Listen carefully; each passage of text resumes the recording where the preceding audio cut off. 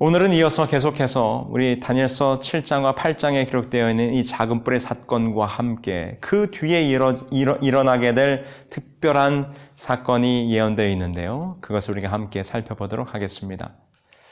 다니엘서 7장 25절에는 이 작은 뿔이 그와 같이 하나님을 대적하여 일어난 작은 뿔이 얼마 동안 그와 같은 일을 벌이게 될 것인지에 대한 작은 뿔의 활동 기간에 대하여 예언하고 있습니다. 다니엘서 7장 25절을 함께 보실까요?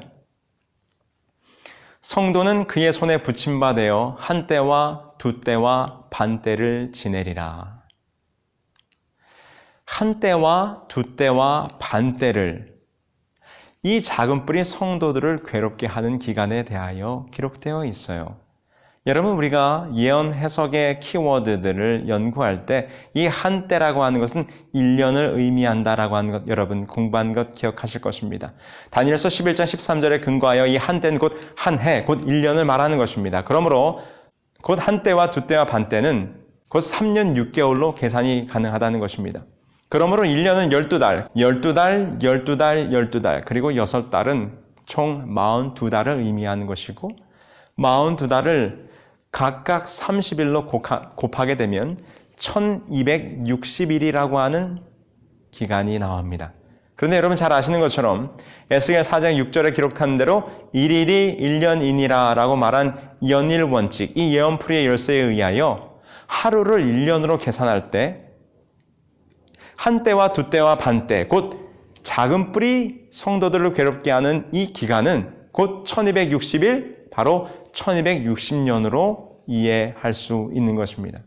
자, 그렇다면 이 작은 뿔이 이 역사 속에 등장하여 성도들을 괴롭게 하는 그 기간, 한 때와 두 때와 반 때, 곧 1260년은 언제 시작해서 언제 끝나게 되는 것일까요? 자, 그러면 우리가 그것을 우리 역사 속에서 함께 찾아보십시다. 우리는 1260년의 시작점을 서기 538년으로 기산점을 잡고 있는데요. 그 이유는 다음과 같습니다. 서기 533년 이해에 당시 유럽의 원로 제국인 동로마의 유스티니아누스 황제는 동서교회 간의 오랫동안의 이 수위 다툼을 결말짓기 위해서 로마 교회의 감독이 모든 교회의 머리가 된다고 하는 내용의 조서를 반포합니다. 바로 이 로마 교황권의 지상권을 공인한 거죠. 서로마 교회의 장로가 모든 교회로 관장한다, 이렇게 명령을 반포했다는 것입니다. 그리고 이 조서는 법적 효력을 가지고 그 다음 해인 534년 편찬된 유스티니아누스의 법전에 다음과 같이 편찬되었어요. 우리는 동방 전역의 모든 사제들이 성하의 권자에 복종하고 연합하도록 온갖 정성을 다하여 왔습니다. 왜냐하면 우리는 교회들의 지위에 관한 것이면 그것이 아무리 명백하고 의문의 여지가 없다 할지라도 논의되어지는 것은 무엇이나 모든 교회들의 머리가 되시는 성하에게 알리지 아니하고 지나쳐 버리려 하지 않기 때문입니다. 왜냐하면 이전에 우리가 말한 대로 모든 점에서 우리는 당신의 권자의 영광과 권위를 증가시키기 위해 열성을 다하고 있습니다. 라고 공식적으로 인정하게 된 것이죠.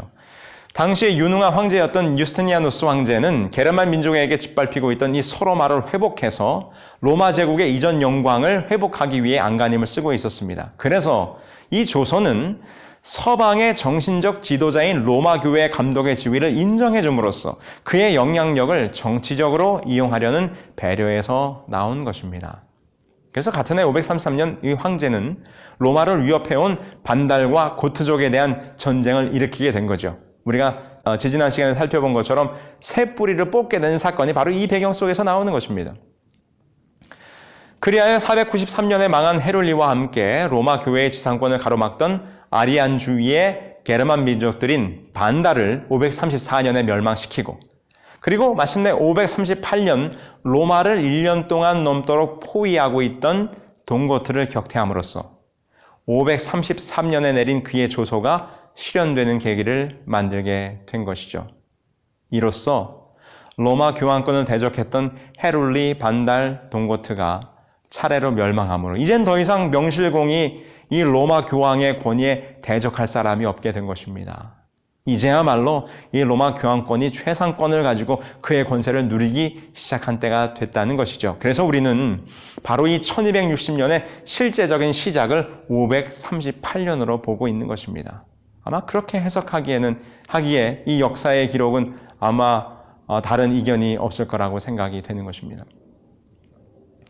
자, 그렇다면 한때와 두때와 반때의 시작점인 538년을 우리가 유추해냈다면 그 시작점인 538년부터 1260년의 끝을 계산하면 로마 교황권의 권세가 땅에 떨어지는 그 작은 뿔의 권세가 끝나게 되는 때를 우리는 확인해 볼 수 있겠죠. 1260년의 끝은 언제인가? AD 1798년입니다. 그렇다면 이 1798년에는 어떤 일이 있었습니까?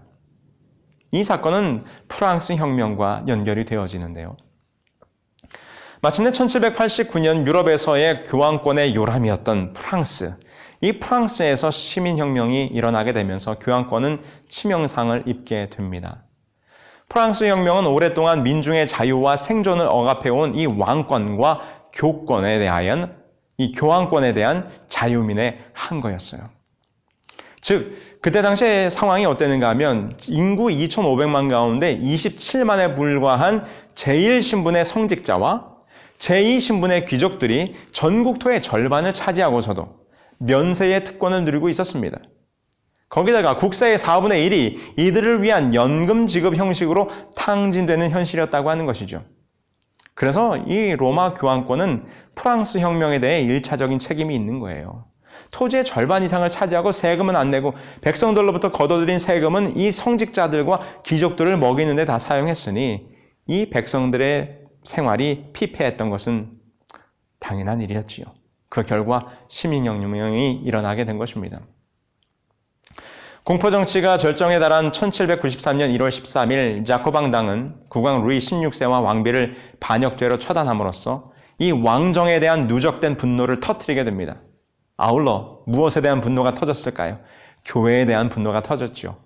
동시에 파리 시내의 노틀담 성당의 제단 위에는 이성의 여신이 세워지고 하나님은 없다라고 하는 분노한 군중들의 외침이 터져 나오게 된 것입니다. 수도원들은 폐지되고 교회의 재산은 몰수되었고 사제들은 조롱을 받고 박해를 당했으며 많은 사제들이 프랑스 국경 바깥으로 추방을 당했어요. 곧이어 1798년 혁명정부의 볼티어 장군이 이태리로 내려가 바티칸에 침입해서 왕정의 상징인 교황 피우스 6세를 포로로 잡아가게 됩니다. 그리고 프랑스로 잡아가서 투옥하게 되죠. 그 이듬해에 아마도 이 감옥에서 거친 삶을 살던 이 피우스 6세가 옥사하게 됩니다. 이로써 이 중세 시대를 호령했던 로마 교황권의 권세가 꺾이게 된 거죠. 이 해가 바로 1798년입니다. 1798년은 바로 538년부터 시작해서 꼭 1260년 만에 예언대로 한때와 두때와 반때 만에 그 교황권의 전성기에 막을 내리게 된 것입니다. 여러분 너무나도 분명하죠? 그러므로 지금까지 살펴본 작은 뿔의 활동과 그리고 예언된 기간의 적용을 우리가 계산해 볼 때 정말 이 작은 뿔 세력은 중세시대에 타락한 교회에게 적용하는 것이 참으로 합당한 것을 우리는 다시 한번 확인해 보게 됩니다. 그러나 이 교황권이 완전히 죽게 되는 것은 아니에요. 다니엘서 7장 11절로 12절에 보면 그때 내가 작은 뿔이 말하는 큰 목소리로 말미암아 주목하여 보는 사이에 짐승이 죽임을 당하고 그의 시체가 상한 바 되어 타오르는 불에 던져졌으며 그 남은 짐승들은 그의 권세를 빼앗겼으나 그 생명은 보존되어 정한 시기가 이르기를 기다리게 되었더라. 네, 죽게 된 것처럼 보였지만 생명은 보존돼서 정한 시기가 되면 다시 한번 이 작은 뿔의 세력이 교황권의 세력이 등장하게 될 것을 우리들에게 보여주고 있습니다. 이것은 언제 이루어질까요? 이것은 우리가 후에 요한계시록 13장을 공부해 보면 죽게 되었던 상처가 다시 나음에 이 땅에 등장하게 되는 교황권의 모습을 다시 한번 보게 될 것입니다. 바로 이것은 20세기의 역사에 다시 한번 등장하게 될 교황권의 모습에 다시 살아날 것이라고 하는 예언의 단초를 지금 남겨두고 있는 것이죠. 우리는 지금까지 이 작은 뿔 세력을 가톨릭으로 적용해 보았습니다. 그런데 이것은 단순히 이 새벽 성서학교에서만 이렇게 적용하는 것이 아니에요. 수세기 동안 기독교인들은 만장일치로 이 예언을 교황권에 적용시키고 있었습니다. 우리가 잘 아는 마틴 루터, 쯔윙글리, 칼빈, 멜랑톤 이와 같은 모든 종교개혁가들이 다니엘서 7장과 8장에 예언되어 있는 작은 뿔은 바로 로마 교황권이다라고 적용하고 있었다는 것이죠. 그리고 수많은 개혁자들이 이 다니엘서 7장의 작은 뿔을 교황권에 적용했고요. 심지어 종교개혁 이전에 있었던 한 유대인 학자 아이작 아브라바넬은 다니엘서 7장을 연구한 끝에 다음과 같이 기록을 남깁니다. 나는 내적 확신에 도달했는데 이 작은 뿔은 법왕의 통치를 말한다 라고 그는 연구 끝에 그렇게 결론을 내리게 됩니다. 이것이 바로 작은 뿔에 대한 예언의 내용이고 예언의 성취였음을 우리는 지금까지 확인해 보게 됩니다. 자, 그런데 이제 다니엘서 7장에서는 이 작은 뿔에 대한 예언 다음에 아주 중요한 사건을, 아주 중요한 어떤 장면을 우리들에게 보여주고 있어요. 우리 함께 그 장면을 함께 보시죠. 이 예언에서 로마 교황권 이후에 어떤 일이 생겨날 것인가? 바로 이 로마 교황권의 전성기 이후에 벌어질 한 장면에 대해서 다니엘은 우리들에게 설명하는데 다니엘서 7장 9절로 14절입니다. 함께 읽어보겠습니다. 내가 보았는데 왕좌가 놓이고 옛적부터 항상 계신 이가 좌정하셨는데 그 옷은 희기가 눈 같고 그 머리털은 깨끗한 양의 털 같고 그 보좌는 불꽃이요 그 바퀴는 불붙는 불이며 불이 강처럼 흘러 그 앞에서 나오며 그에게 수종하는 자는 천천히요 그 앞에서 시위하는 자는 만만이며 심판을 뱀푸는데 책들이 펴 놓였더라. 그때 내가 그 큰 말하는 작은 뿔의 목소리로 인하여 주목하여 보는 사이에 짐승이 죽임을 당하고 그 시체가 상한 바 되어 붙는 불에 던진 바 되었으며 그 남은 모든 짐승은 그 권세를 빼앗겼으나 생명은 보존되어 정한 시기가 이르기를 기다리게 되었더라. 내가 또 밤 이상 중에 보았는데 인자 같은 이가 하늘 구름을 타고 와서 옛적부터 항상 계신 자에게 나와 그 앞에 인도되매 그에게 권세와 영광과 나라를 주고 모든 백성과 나라들과 각 방언하는 자로 그를 섬기게 하였으니 그 권세는 영원한 권세라 옮기지 아니할 것이요 그 나라는 패하지 아니할 것이니라. 여기서 우리는 로마 교황권 작은 뿔의 활동 시기가 끝난 다음에 펼쳐지는 한 놀라운 장면을 보게 돼요. 다니엘은 그 장면을 보았어요. 우리는 왕자가 놓인 것을 봅니다. 또한 우리는 옛적부터 항상 계신 이 곧 하나님이 나타나는 모습을 보게 됩니다. 우리는 불이 강처럼 흐르는 것과 그에게 수종하는 자는 천천히요 그 앞에 시위하는 자는 만만인 것을 바라보며 마지막으로 심판을 베푸는데 책들이 펴놓여 있는 것을 보게 됩니다. 참으로 이 장면은 이 땅에서 벌어지는 일이 아니에요. 하늘에서 일어나는 말 그대로 심판하는 장면을 지금 설명하고 있는 것이고 다니엘은 지금 그 모습을 바라보고 있는 것입니다. 분명히 우리는 어떤 하나님의 심판 장면을 보는데 어떻게 이 일이 벌어지는지 묘사되는 것을 잘 살펴보면 이 심판은 하늘에서 일어나는 심판이라는 것을 우리는 금방 알 수 있습니다. 이 하늘 심판이 일어난 다음에 어떤 일이 생기는가? 그 다음에 보면 이렇게 기록해요. 하나님이 그의 왕국을 세우시는데 그 왕국은 패하지 아니할 것이다 라고 14절에 기록하고 있습니다. 하나님이 언제 마침내 이 왕국을 세우게 되실까요? 그렇습니다. 우리가 그동안 쭉 예언을 공부한 것처럼 다니엘서 2장의 예언처럼 마지막으로 망하지 않을 어떤 나라? 돌의 나라. 그 돌의 나라가 임하는 것은 곧 예수 그리스도의 재림의 때에 그 일이 일어나게 될 것을 우리는 잘 알고 있어요. 그래서 우리가 이 절들에 나타난 사건의 순서들을 잘 살펴보면 매우 중요한데요. 우리가 작은 뿔의 권세를, 하나님의 심판 장면을, 그리고 마지막으로 그의 왕국이 세워지는 것을 보게 됩니다. 그렇죠? 작은 뿔에 대한 예언이 있었어요. 그 다음에 하늘에서 벌어지는 심판이 있어요. 그 다음에 무엇이 세워집니까? 하나님의 그의 나라를 세우시게 됩니다. 그것은 재림의 사건을 보여주고 있는 것이죠.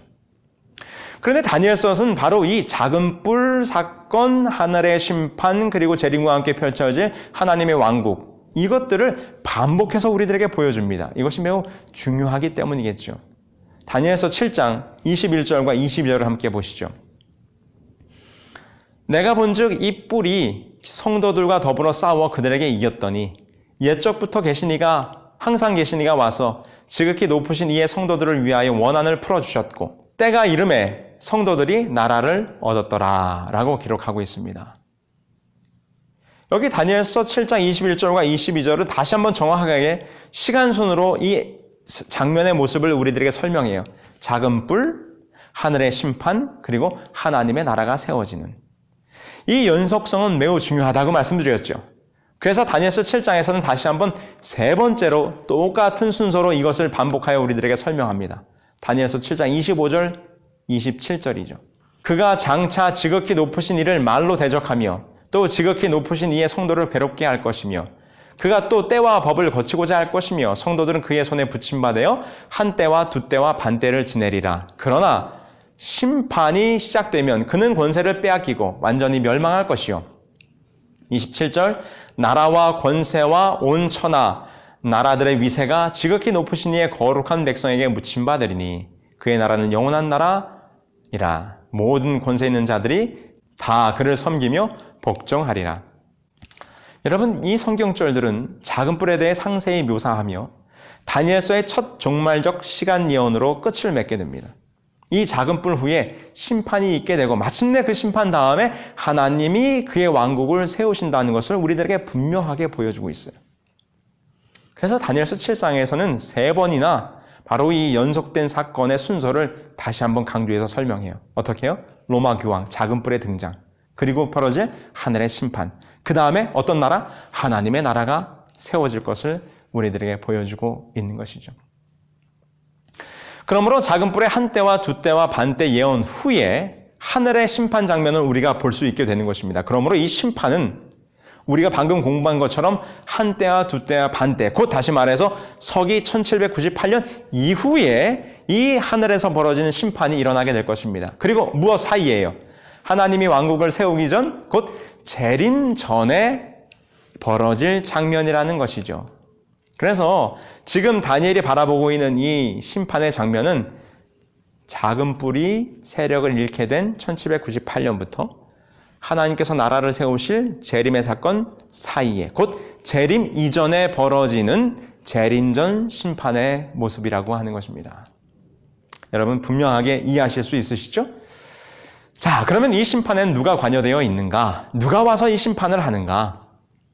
다니엘서 7장 22절에는 그러자 영원히 살아계시며 가장 높으신 하나님이 오셔서 자기 백성이 유리한 쪽으로 심판을 선언하셨으며 때가 되자 성도들이 나라를 얻었다라고 현대어 성경을 보면 그렇게 기록해 있어요.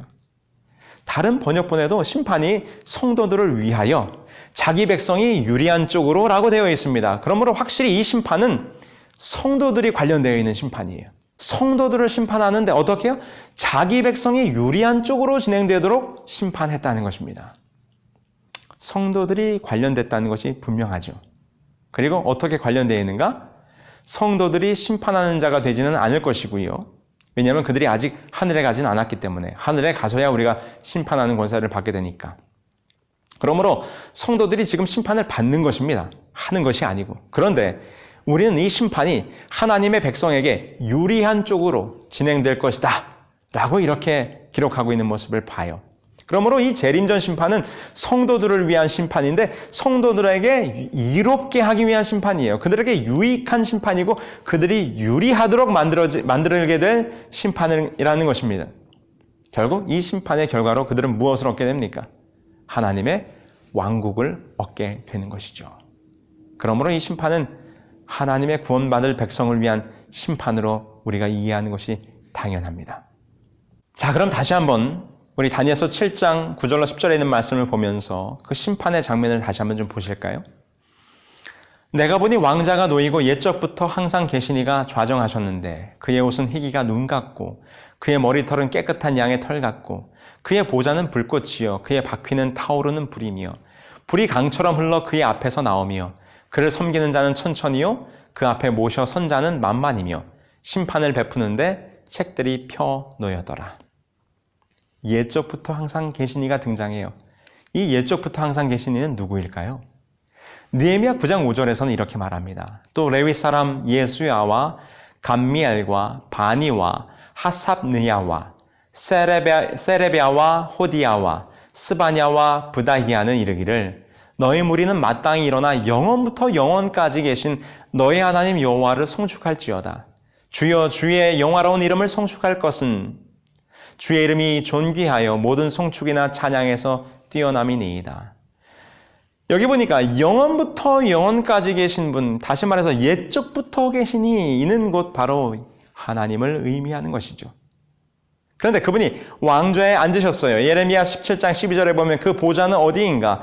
영화로우신 보좌여 시작부터 높이 계시며 우리의 성소이시며 라고 기록하고 있습니다. 그러므로 지금 이것은 성소의 장면을 바라보고 있는 것이에요. 옛적부터 계시니가 나와 보좌에, 그 성소에 하나님의 보좌, 시은좌의 자리에 앉으셔서 이제 심판이 시작되는 것입니다. 그런데 무엇이 놓여 있더라고요? 책들이 놓여 있습니다. 여러분 성경에 보면 여러 책들이 등장해요. 첫 번째는 생명책입니다. 누가복음 10장 20절에 너희 이름이 하늘에 기록된 것으로 기뻐하라. 바로 우리의 이름이 기록된 생명, 구원받을 자들의 이름이 기록된 생명책을 말하는 것이죠. 바울도 이것에 대해서 언급하기를 빌립보서 4장 3절에 그 이름들이 생명책에 있느니라 이렇게 기록하고 있죠. 다니엘서 12장 1절에도 무릇책에 기록된 모든 자가 구원을 얻을 것이라. 요한계시록 20장 12절에 또 내가 보니 죽은 자들이 큰 자나 작은 자나 그 보좌 앞에 서 있는데 책들이 펴 있고 또 다른 책들이 펴졌으니 곧 생명책이라. 죽은 자들이 자기 행위를 따라 책들에 기록된 대로 심판을 받으니 라고 기록하면서 이제 하나님께서 보좌에 앉으셔서 책들을 펴놓고 심판하는 것입니다. 첫 번째 책은 생명책이죠. 두 번째 무슨 책이 있을까요? 성경에 보면 기념책이 나옵니다. 말라기야서 3장 16절 그때 여호와를 경외하는 자들이 피차에 말하매 여호와께서 그것을 분명히 들으시고 여호와를 경외하는 자와 그 이름을 존중히 여기는 자들을 위하여 여호와 앞에 있는 기념책에 기록하셨느니라. 이 기념책에는 하나님의 백성들의 선한 일, 좋은 일들이 기념될 만한 일들이 기록되고 있는 것이죠. 느헤미야 13장 14절에 보면 내 하나님이여 이 일을 인하여 나를 기억하옵소서. 내 하나님의 전과 그 모든 직무를 위하여 나의 행한 선한 일을 도말하지 마소서. 그렇습니다. 내가 하나님을 위해서 헌신하고 수고했던 그런 모든 선한 일들이 도말되지 아니하고 기억될 책, 바로 기념책에 기록된다고 하는 것입니다. 또 어떤 책이 있을까요? 네, 죄의 책입니다.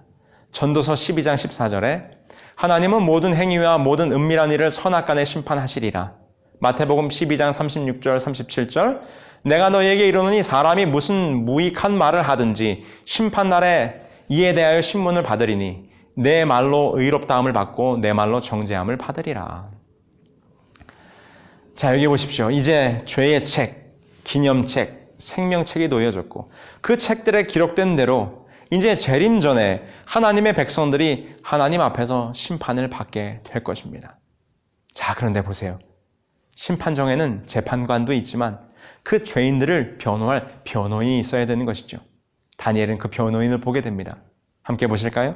다니엘서 7장 13절 14절 내가 또 밤 환상 중에 보니 인자 같은 이가 하늘 구름을 타고 와서 옛적부터 항상 계신 이에게 나아가 그 앞으로 인도되매 그에게 권세와 영광과 나라를 주고 모든 백성과 나라들과 다른 언어를 말하는 모든 자들이 그를 섬기게 하였으니 그의 권세는 소멸되지 아니하는 영원한 권세요 그의 나라는 멸망하지 아니할 것이니라.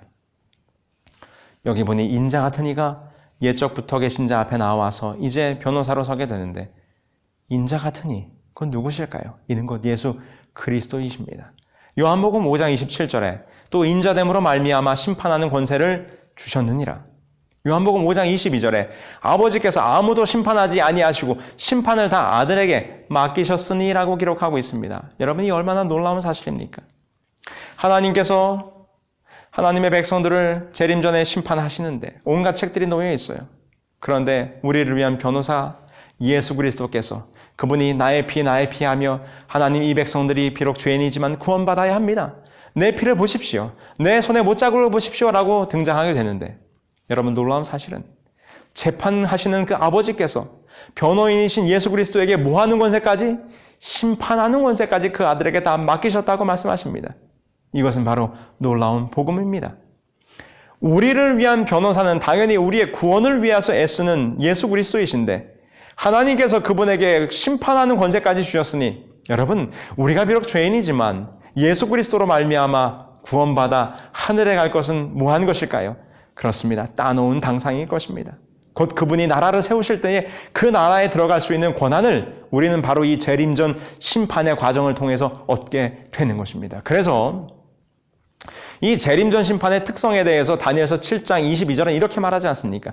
옛적부터 항상 계신 자가 성도를 위하여 신원하셨고, 아까 우리가 살펴본 것처럼 다른 번역에서는 어떻게 해요? 성도들이 유리하도록 하셨고.